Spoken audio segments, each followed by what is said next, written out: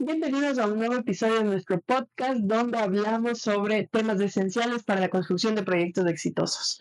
El día de hoy tenemos un tema súper importante que es construir sin complicaciones y vamos a hablar sobre los trámites y permisos que se deben cumplir. Entonces, bueno, José, cuéntanos un poquito sobre por qué es importante los trámites y los permisos de la construcción. A ver, es importantísimo porque primero vas a evitar multas, vas a evitar retrasos, esos retrasos se transforman después en dinero.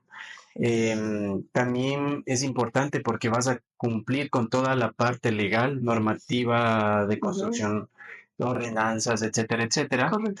Y tercero, importantísimo, porque ahí sí vas a tener la seguridad y la tranquilidad de que tu proyecto se está desarrollando adecuadamente, con un profesional, cumpliendo normativa, y eso básicamente, esas tres cosas serían. Claro, o sea, yo como la persona que quiero hacer un proyecto es básicamente tener todo en orden y en regla. Todo en orden y en Es la regla. seguridad de tener. Perfecto, entonces, a ver, yo les voy a hablar ahora en cambio un poquito acerca de cuáles son los trámites y permisos indispensables. O sea, los trámites clave que Básicos, necesitas. los básicos para un proyecto. ¿Cuál ¿Ya? sería? Pues el primero es básicamente tener esta cédula del terreno, ¿no es cierto? Y que se llama IRM, es el Informe de Regulación Metropolitana o línea de fábrica, ¿ya? Depende del municipio en el que te encuentres, pero básicamente en todos, este documento lo que hace es darme una guía, es una hoja de ruta para empezar cualquier proyecto, ¿ya? Entonces aquí, ¿qué es lo que yo puedo encontrar?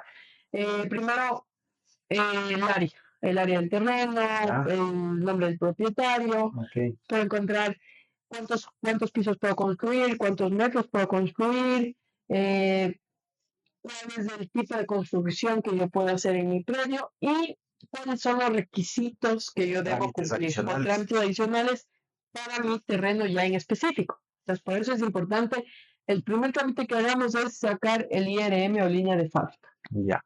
Entonces, ese IRM básicamente es importantísimo para proyectar o hacer Para empezar, cualquier idea de proyecto. Ok, perfecto. Entonces tenemos IRM. ¿El segundo cuál sería? El segundo sería regularización de áreas. ¿Ya? Ahorita casi todos los municipios de aquí en Ecuador nos exigen esta regularización de áreas. ¿Qué es la regularización de áreas? Te voy a poner un ejemplo, les voy a poner un ejemplo para que me entiendan un poco más fácil. La regularización de áreas nos exigen los municipios porque quieren saber exactamente cuántos metros cuadrados tiene tu terreno, ¿ya?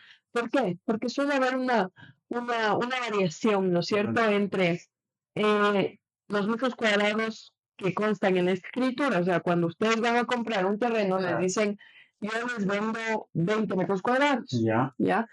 Pero en realidad el municipio, digamos, en el catastro que ellos tienen, en el registro que ellos tienen, en el registro que ellos tienen, dice que tu terreno no es de 20 metros cuadrados, sino que es de 22 metros cuadrados. O sea, hay una diferencia. Hay una diferencia, que en muchos casos es 2, 3 metros, pero en algunos o en terrenos más grandes suelen ser 100, 200, 300 metros, que ya hace una diferencia. ¿Y todos tienen que hacer esa regularización de áreas? La mayoría de propietarios tienen que hacer esta regularización de áreas. Hay muy pocas excepciones donde nos pide que no hagamos esta regularización de áreas. Ya. Entonces estaríamos IRM y regularización de áreas. ¿Cuál sería el tercer trámite? Ya, yo les pondría ahí a varios trámites que podrían ser ya específicos, digamos, de cada terreno, que realmente se da accidentes geográficos, ¿no es cierto? Por ejemplo, si yo tengo una quebrada, si yo tengo un talud. Entre estos, uno de los más importantes es el replanteo vial, ¿ya? Que normalmente se me pide. Es básicamente saber que si la vía de acceso que yo tengo a mi terreno va a tener un crecimiento en el futuro, o ya está, o la vía que yo tengo es la que se va a quedar ya de por vida. ¿No es cierto? Eso, la idea es que eso no me vaya a afectar en un futuro a mi proyecto. Ok. Sí. Ya, entonces tendríamos, eso serían como trámites adicionales. Sí, son como trámites ya específicos, va a depender del terreno. Ok, 3. ¿Y el cuarto? ¿Cuál sería el cuarto? En el cuarto horario le pondría el certificado de gravamen.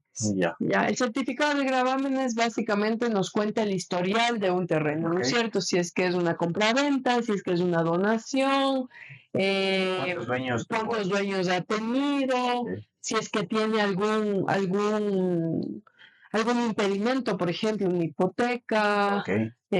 o cualquier cosa, la vamos a ver en el certificado de gravamen. Ok. Cuarto certificado de gravámenes. Quinto, ¿qué vendría? Ya en quinto lugar, básicamente estaríamos hablando del tema de aprobación de planos, la certificación. O sea, quiere decir que yo ya hice mis trámites, ya hice un diseño con un profesional y estoy lista para aprobar planos. Y ¿no es la cierto? aprobación de planos, ¿qué conlleva eso?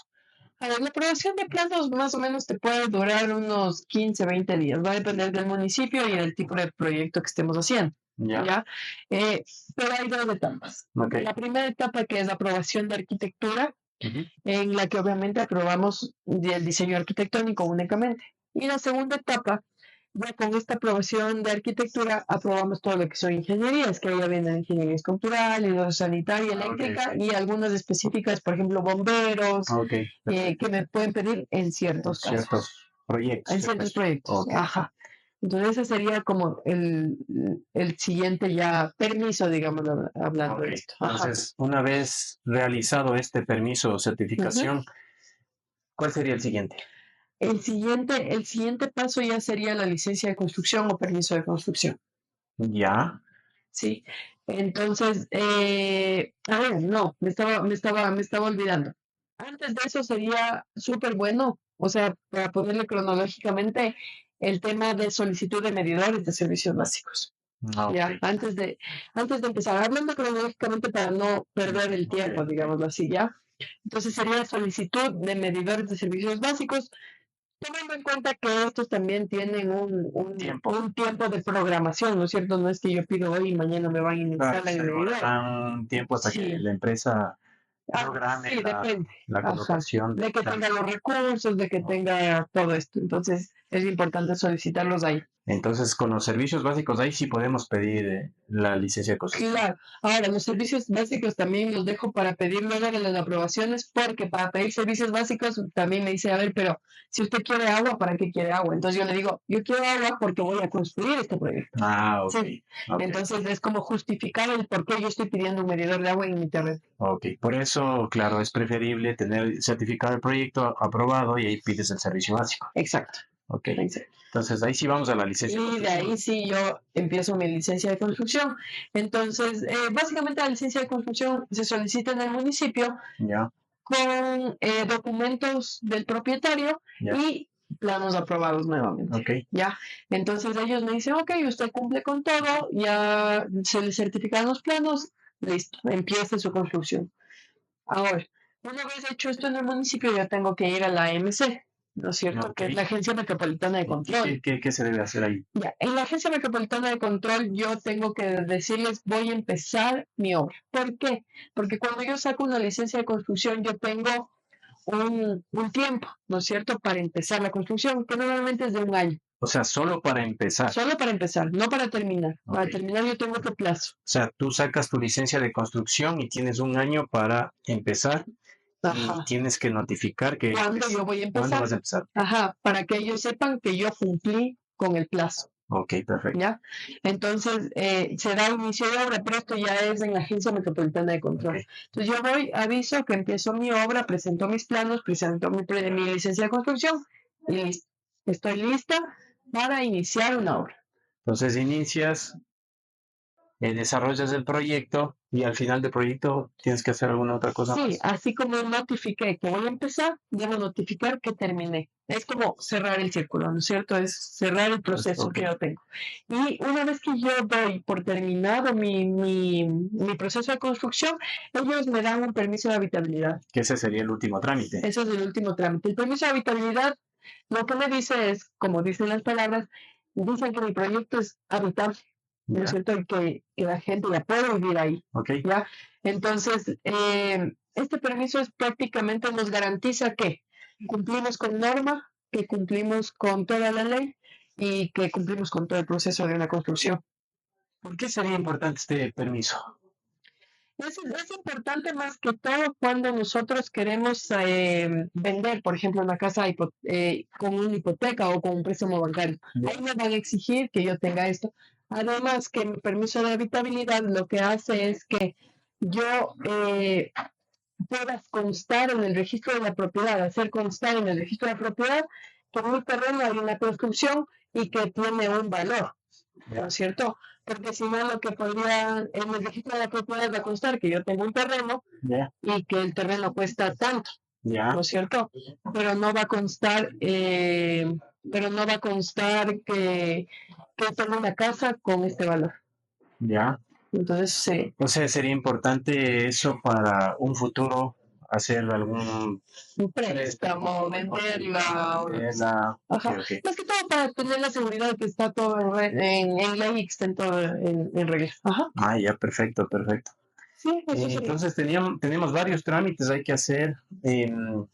Estos trámites son súper importantes para poder desarrollar el proyecto adecuadamente. Correcto. Ahora, ¿cómo agilitar estos trámites? Ajá. Estos trámites los podemos agilitar de ciertas formas, ¿no? No son tan complicadas, pero claro, lo que nosotros siempre sugerimos a nuestros clientes y a ustedes ahorita que lo están viendo, siempre asesórense de un profesional, un arquitecto, un ingeniero, una empresa constructora que esté dedicada a este tipo de procesos.